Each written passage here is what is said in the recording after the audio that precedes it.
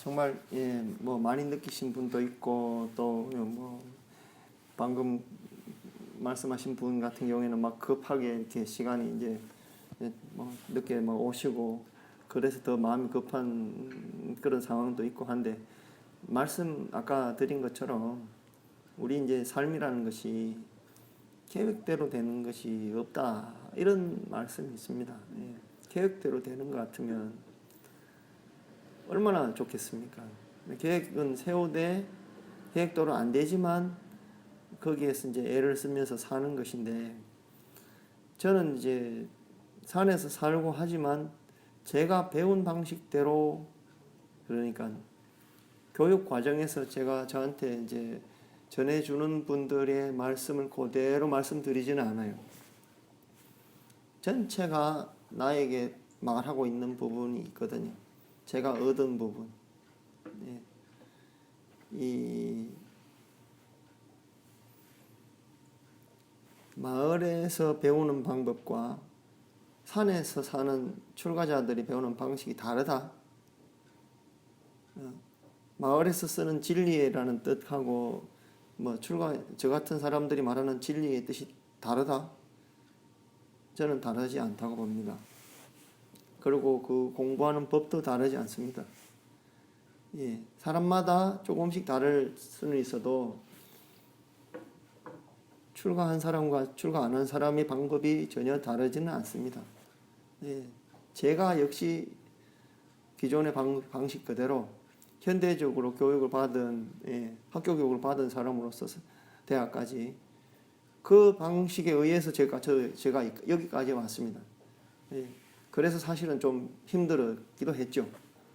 저는 이제 좀 비효율적으로 좀 사는 스타일이었거든요. 말하자면 문제가 하나 안 풀리면 거기서 넘어가지를 못하는 사람이에요. 원래 이제 시험 치다가 문제가 막히면 일단 표시만 해놓고 넘어가서 쉬운 것부터 풀라 하죠. 이게 이제 마을의 방식이고 저는 이제 일단 거기에서 봉착이 되면 아예 모르겠다라고 싶은 것이 아니면 그냥 풀어갑니다. 시간이 좀 들더라도. 물론 시험 칠 때는 이제 그 방법을 선택을 하지 않았는데 인생을 살아가는 방법에서는 저는 제 스타일을 고집을 했어요. 그래서 다른 사람들보다 몇 년을 더 걸려서 다 무릎으로 빨빨 기어서 쉽게 말해 비유를 하자면 무릎으로 빨빨 기어서 지금 여기까지 도착하고 보니까 참 잘했다. 이것이 나의 길이었구나. 이렇게 돌아보면 저하고 비슷한 시점에 산에 온 사람들하고 저를 비교를 해보면 저는 외부 사람들, 그러니까 어른들한테 산에서 산지 괜찮아요. 산에서 산지 한 40년, 50년 이상 된 분들한테 그런 말씀을 들어요. 처음 딱 보면 자네는 한 30년 넘은 것 같아. 그만큼 잘 익었다는 소리라고 저는 칭찬으로 알아듣습니다. 그리고 저는 30년, 40년 된 분들보다 제가 오히려 더 이 갈증이라고 해야 될까요? 마음에 이것이 사라졌다고 저는 생각이 듭니다. 여러분도 지금까지 살아오신 각자의 방법이 있을 거예요. 그리고 그 상황들이 있고요. 그 상황에 의해 가지고 모든 식물이든 동물이든 당연히 사람은 말할 필요가 없겠죠. 가장 요즘 말로 해서 가성비 있게 살아남기 위해서 이렇게 저렇게 다 노력하면서 열심히들 살아오셨어요. 그 와중에서 누구는 허리가 이렇게 굽고 누구는 어깨가 이렇게 오그라지고 누구는 어디가 늘상 아프고 누구는 뭐 어떻게 각자 다른 애로사항들이 생기고 또 장점도 또 가지고 계실 거예요. 이것 자체가 이미 여러분이 가지고 계신 이 기본적인 소양이거든요. 이 불성이 다른 모습이에요. 그냥 가지고 있는 모습에서 그냥 하나의 꽃이라고 보시면 돼요. 뭐 들에 보면은 뭐 민들레도 있고 국화도 있고 뭐 코스모스도 있고 막 이런 말이죠. 다른 사람을 옆을 보지 마시고 나의 그 지금까지 지내왔던 상황과 거기에 적응했던 나의 모습들을 모두 긍정으로 바라보시고 감사하게 여기시게 되면은 그것이 이제 곧 승분하는 길이거든요. 그리고 행복해지는 길이고, 그것이 되지 않으면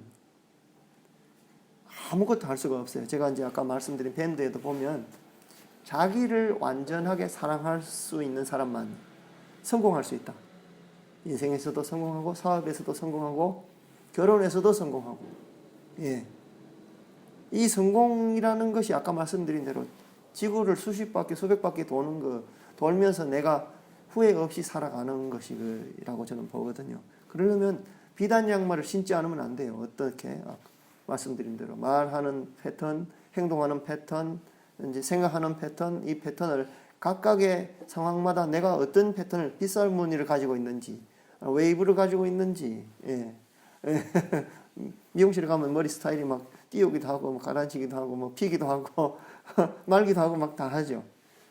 각자의 말하고 행동하고 생각하는 스타일에 어떤 무늬들이 있어요. 거기에 의해 가지고 내가 반응한다는 걸 반응하고 있는 나 자신을 발견해야 돼요. 어떤 방법으로?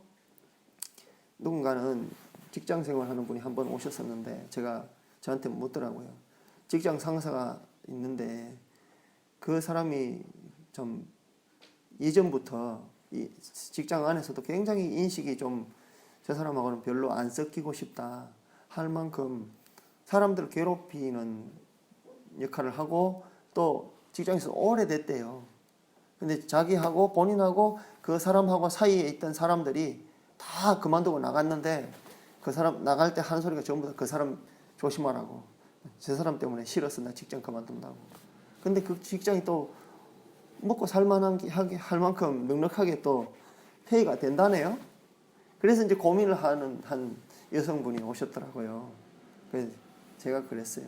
그분하고 제가 차단 마치고 나면 제가 한 30분 정리하고 나면 포행을 가거든요. 저기 사적지, 회암사지 박물관 방향으로. 그때 같이 따라오셨더라고요. 그래서 제가 그렇게 그러면서 이야기를 했죠. 그 사람인들 자기 인생에 관심이 없고 우리 앞에 계신 분한테 관심이 있어서 자기 인생을 우리 괴롭히는데 투자를 할 것 같습니까? 제가 물었어요. 각자의 사람들은 가장 중요한 건 자기 인생이거든요. 나를 괴롭히기 위해서 존재하는 사람은 없어요. 그런데 살다가 이렇게 특히나 직장 생활이나 어떤 이렇게 사회생활에서 문제가 생기고 괴로워하는 사람들은 괴로워하는 딱 그 시점이 오면 저도 마찬가지로 저 사람이 나를 뭐 우습게 봐서 아니면 가볍게 봐서 힘이 없다고 느껴서 나를 괴롭히려고 그렇게 하는가 하는 이제 생각을 하게 돼요. 근데 그거는 참 어리석은 생각이라는 거죠. 내가 내 인생에 가장 중요하고 가장 내 인생을 사랑하듯이 다른 사람들도 다 각자 자기 인생을 중요하게 생각하고 자기 인생에 관심이 많아요. 예. 일단 그것을 전제로 두고 내가 나의 삶을 이렇게 잘 양떼를 몰고 가는 목동처럼 이 삶도 저는 그렇게 표현합니다. 예수님이 뭐 목자라 그랬죠. 그죠? 예. 양떼를 몰고 가는 목자. 그 표현이 참 아름다운 표현이에요. 절에서도 그런 표현이 있어요. 소를 몰고 간다. 예. 그 시부도라고 하고도 신무도라고도 하죠. 절벽에 대웅전 옆에 소 그림하고 이렇게 흰소, 검은소 이렇게 그리는 거 있어요. 소를 몰고 가듯이 자기를 몰고 가는 거예요. 나중에는 검은 소가 흰 소가 돼서 처음에는 소를 쫓아가지만 나중에 소를 타고 옵니다. 예. 이 양떼를 몰고 가는 목자도 같은 의미예요. 내가 내 인생을 어떻게 편안하게 살고 싶으면 편안하지 않게 할 수 있는 인연들과 이렇게 울타리를 쳐줘야 돼요. 그렇지 않고 그냥 막 내버려 두면 양들이 낭떠러지로도 가고 빠져나오지 못하는 그 미로 같은 계곡으로도 들어가고 물가로도 가고 온 데로 다 갑니다. 자기 나라는 존재에 대해 가지고 깊이 생각해 본 사람은요, 아까 말씀드린 대로 양떼를 몰고 가듯이 자기를 이렇게 울타리를 치고 살아가게 됩니다. 그 말씀이 예수님 말씀이고 부처님 말씀이에요. 나는 내가 내 입에 단 대로 삼키고 쓴 대로 뱉고 하면서 살아가면 되지. 그게 무슨 소리야. 지금 내가 여기 있잖아. 그런데 여기 있는 내가 내 스스로 살면서 시간 하루 지나고 나서 후회하는 일 없고 이틀 지나고 나서 후회하는 일 없어요. 아침에 한 일 지금도 후회하는 일이 있을 수 있어요. 근데 왜 그러면 후회하는 일이 있겠어요? 아까 말씀드린 대로 이 양떼를 몰고 가듯이 이렇게 하지 않고 그냥 닥치는 대로 닮으면 삼키고 쓰면 뱉는 방식의 삶을 살았기 때문에 빠져나오지 못하는 계곡으로도 들어가게 되고 물가로도 가서 빠질 수도 있고 낭지로 떨어지러 가가지고 떨어지기도 하고 하면서 막 인생의 파도를 그냥 끊임없이 고통을 받고 울고 불고 나중에 땅을 치고 이런 일이 생기는 거예요. 예.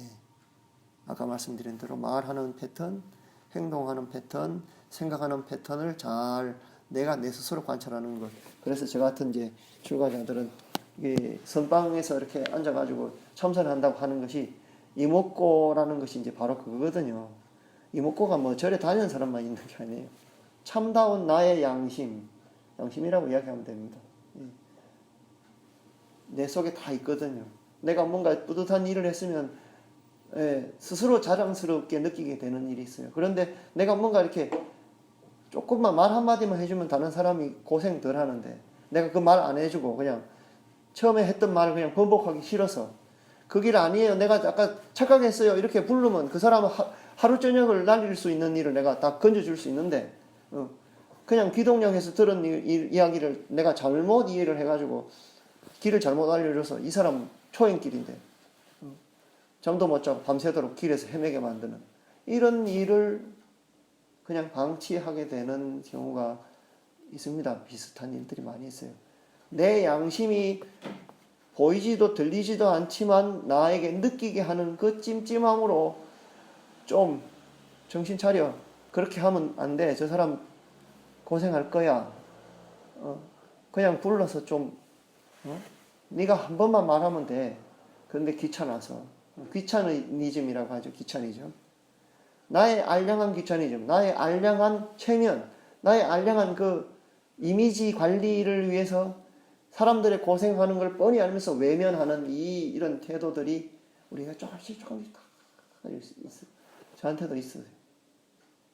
이것을 완전히 없애는 게 절에서 말하는 업장을 소멸한다는 거예요. 업장을 소멸. 결국 내 속에 찜찜함이 전혀 느끼지지 않을 만큼 참 나와 나의 삶이 하나가 되면 이것이 바로 부처예요. 이게 바로 부처. 후회 없는 삶이고 행복으로 충만한 인생이고 사랑으로 충만한 세계고 예수님이 말씀하신 거고 부처님이 이야기한 거예요. 그러면 여러분 굳이 절에 안 오셔도 당당하고 기분 좋고 멋지고 신나고 재밌게 사시는 것이 됩니다. 그런 것이 오늘의 제가 드리는 말씀입니다. 여기까지 할까요? 예, 감사합니다. 성불하십시오.